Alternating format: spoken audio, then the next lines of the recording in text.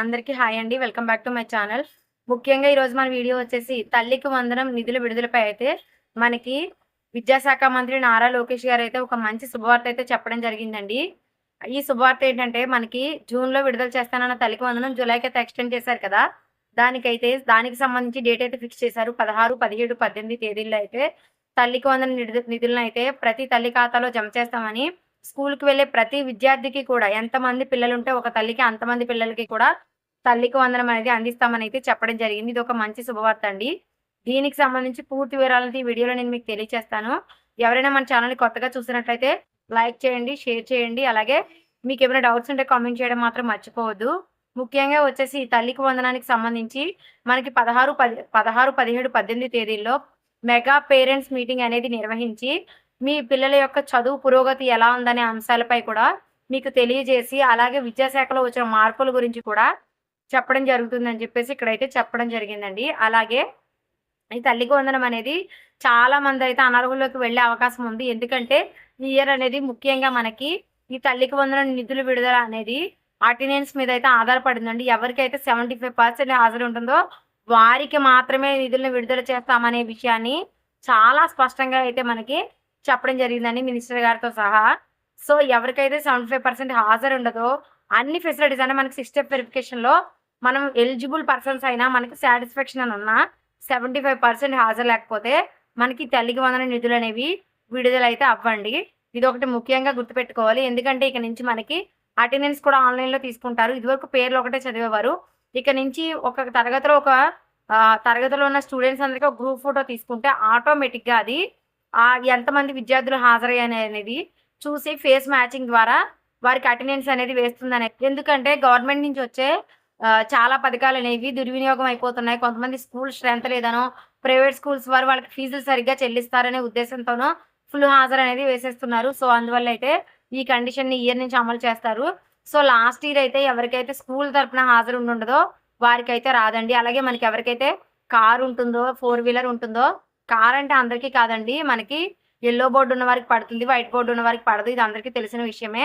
అంటే వృత్తిరీత్యా taxi drivers ఇలాంటి వాళ్ళు ఉంటారు కదా! వాళ్ళందరికీ పడుతుంది.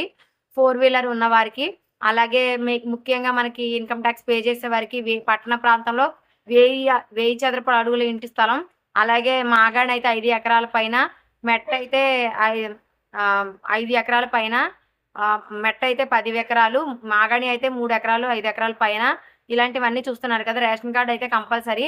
అయితే ఒక రేషన్ కార్డ్‌లో 2 పిల్లలుండి, ఒక కార్డ్‌లో పిల్లోడి పేరుండి, ఇంకొక పిల్లోడి పేరు లేకపోయినా ఇద్దరికీ అమౌంట్ అనేది అయితే పడుతుందండి. కానీ కంపల్సరీ ఆధార్ కార్డ్ అయితే ఉండుండాలి. ఇదిగైతే మస్ట్ అండ్ షుడ్ అండి. అలాగే ఎవరైతే తల్లి ఆధార్ కార్డ్‌లో తప్పులున్నా, లేకపోతే తల్లి ఆధార్ కార్డు వేరే మ్యాపింగ్‌లో ఉండి, బిడ్డ ఆధార్ మ్యాపింగ్ వేరే దాంట్లో ఉన్నాయి. ఇటువంటి ప్రాబ్లమ్స్ ఏమైనా ఉంటే ఇప్పుడే సరి చేసేసుకోండి. ఇంకా మనకొక 10 డేస్ ఉంది. అలాగే 10థ్ క్లాస్ పాస్ అయిన విద్యార్థులకు పడుతుందా? పడదా? అంటే పడే వరకు సందేహమే అండి.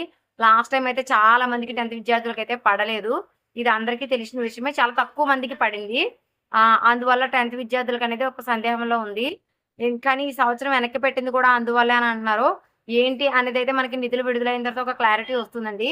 ఎవరికైతే ముందుగా 10థ్ పాస్ అయిన విద్యార్థులకు, అంటే 10థ్ చదివే విద్యార్థులకు కాదండి. 10థ్ పాస్ అయిపోయి ఇంటర్‌లోకి వెళ్ళిన విద్యార్థులకు, ఇంటర్ సెకండ్ ఇయర్ పాస్ అయిన విద్యార్థులకైతే అసలు పడే అవకాశమే లేదు. సో, ఇటువంటి ఛాన్సెస్ అన్నీ ఉన్నాయి. దీనికి సంబంధించి ఇంటర్ సెకండ్ ఇయర్ వరకైతే పడవు. 10థ్ పాస్ అయిన విద్యార్థులకి మేబీ అవకాశం ఉండే అవకాశం అయితే ఉంది. సో, లాస్ట్ టైమ్ అయితే ఒకటో తరగతిలో జాయిన్ అయిన విద్యార్థులకు కూడా అమౌంట్ అనేది వేశారు. మరి ఈసారి 75% హాజరు అంటున్నారు కాబట్టి, అప్పుడే జాయిన్ అయిన విద్యార్థులకు 75% హాజరు ఉండదు కాబట్టి, మేబీ ఛాన్సెస్ తక్కువగా అని నాకు అనిపిస్తుంది. సో, నిధులు విడుదలయ్యే వరకు కూడా దీని మీద కొద్దిగా క్లారిటీ ఉండదు.